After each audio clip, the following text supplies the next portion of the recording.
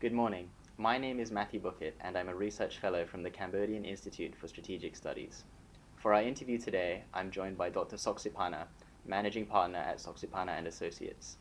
For our interview today, the topic will be the World Economic Forum on ASEAN 2017, which will be hosted here in Cambodia in May. Thank you, Doctor, for taking the time today out of your busy schedule for this interview. My pleasure. I wanted to start by asking you, what do you believe is the significance of Cambodia hosting this year's World Economic Forum on ASEAN? I think foremost is the recognition that Cambodia is quite a mature country that can take on its role as an active and full-fledged member of ASEAN. So the hosting of this World Economic Forum on ASEAN is on a rotational basis, right, in a way. And the fact that it was in Malaysia, Vietnam, then Cambodia, we feel that we are one, among all the ASEAN countries that we can take on the responsibility to highlight, to project, not just Cambodia, but as ASEAN, that we are capable as much as any other ASEAN country. Great. And specifically for Cambodia, how do you believe that this year's World Economic Forum and ASEAN can play a role in helping Cambodia realize its potential as an investment destination? I think by default, the fact that the World Economic Forum come to a particular country, they do bring their sort of like captive membership, their captive audience, and by default, it will raise the profile of the host country, and hopefully Cambodia, through our effort, through the various speech, various promotion, we could promote Cambodia not just as a host country, but as a host country that do have economic potential for foreign company to come and invest in Cambodia.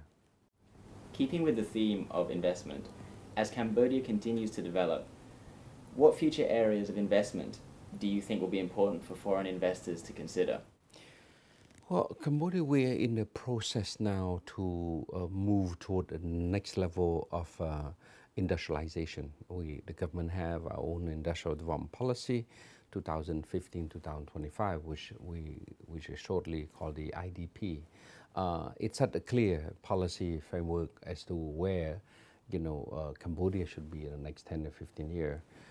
So in this sense here, I see in the area of global supply chain, it will play a major role in sort of like bringing the various company, whether they're multinational or local, to form part of the supply chain. So here I see the area of investment will be more into cluster, development of industrial cluster, technological park, industrial zone that are more specialized, more focused than before, where Cambodia for the last 10 to 15 years, we're still at the level of garment, footwear, light industry. So I think anything along what I call the factory Asia, which is, is a one production change, right? ASEAN product. If we can position as a country that can take part of the supply chain, that would be a good area for foreign investor to consider here.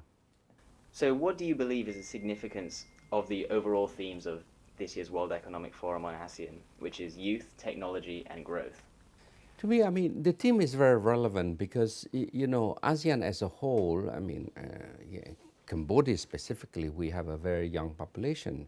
And this is what I call the demographic dividend, that we have people that are young, meaning they are very capable to learn, to adapt, adjust, and catch on the latest, much easier, the latest technological advancement.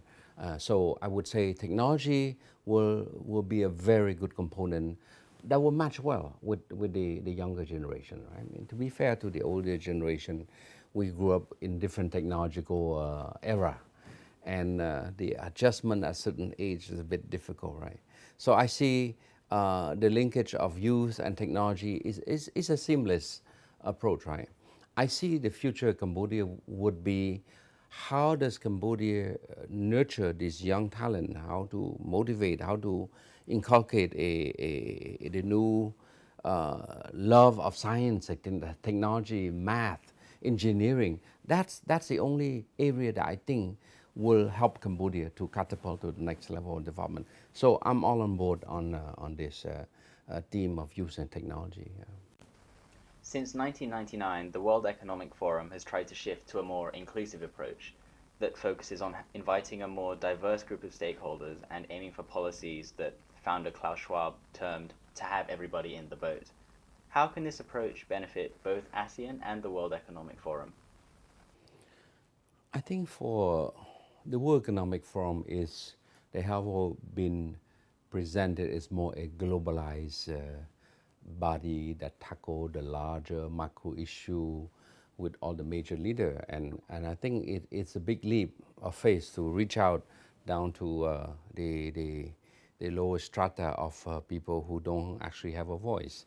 So to me, it's a good effort. I mean, to reach out. I mean, the UN, the world has always considered that without inclusiveness, the development would not be, I would say, just in a way.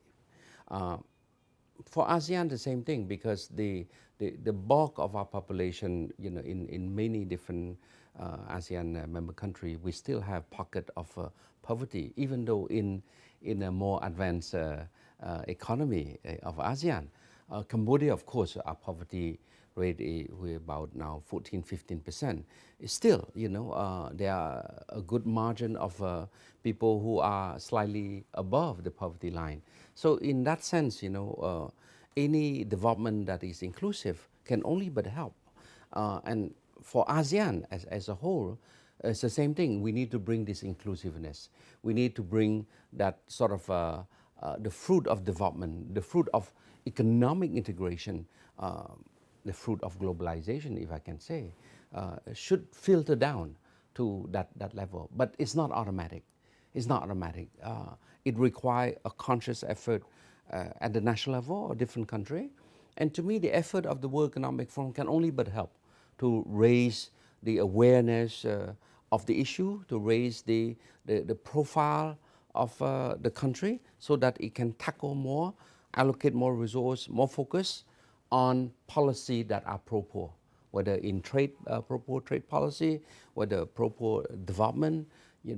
These are the sort of things that I think will benefit. Yeah. And in staying with the idea of addressing challenges, given the context of major global challenges, such as sluggish global demand, climate change, increasing protectionism, how do you foresee the World Economic Forum on ASEAN having in addressing these challenges? I think the World Economic Forum ASEAN should continue to reiterate firmly, strongly, the need to that economic liberalization matter, that reversing toward the old protectionism, inward looking is not helping the world economy, is not helping the region. So ASEAN is an outward looking, open, regionalized region, right? And we benefit. Our growth have been, as a result of our opening. And we should continue to keep the message strong that ASEAN, irrespective of where in Europe or where in America, there are a strong sort of popular, the popular movement toward more, I would say, inward-looking. ASEAN should make it clear that we continue to believe in openness. We continue to believe in trade and economic liberalization. We continue to believe that development, will not take place, by having different countries looking inward selfishly for their own, benefit. So I think having the World Economic Forum on ASEAN in Cambodia this time, where we have a economy that is thriving for the last 20 some years, more than 7% average 20 year, it's clear testament, it's clear proof that this growth was and is and will continue to be as a result of economic openness and of course the world openness. Based on history and experience, how do you see the role of Cambodia in working with other countries within the framework of the World Economic Forum to address challenges?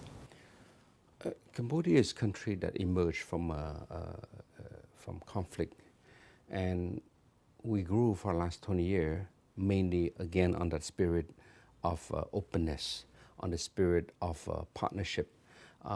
We work very, very closely with our development partner, whether they are multilateral, whether they are bilateral, whether they are civil society for that matter.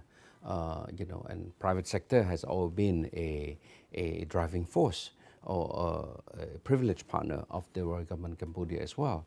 So I would say that Cambodia as a country that embraced that partnership spirit, we should not see any issue nor difficulty, nor do we need to make extra effort because for the last 20 years it's been part of our modus operandi already.